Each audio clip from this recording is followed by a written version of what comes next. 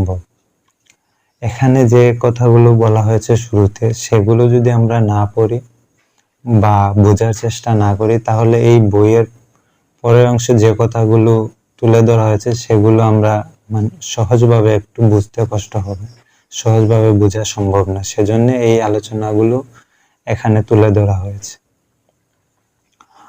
অতএব মূল বিষয়ের বর্ণনা শুরু করার আগে ইসলাম পূর্ব যুগে আরবের বিভিন্ন জাতি ও তাদের জীবনযাত্রার অবস্থা বর্ণনা করা অপরিহার্য। এতে মহানবী হযরত মুহাম্মদ সাল্লাল্লাহু আলাইহি ওয়াসাল্লামের আবির্ভাবকালীন অবস্থা সম্পর্কে একটি সাধারণ ধারণা সৃষ্টি হবে, বুঝতে সুবিধা হবে।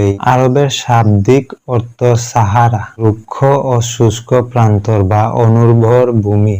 তবে প্রাচীনকাল থেকে শতাব্দী জাজিরাতুল আরব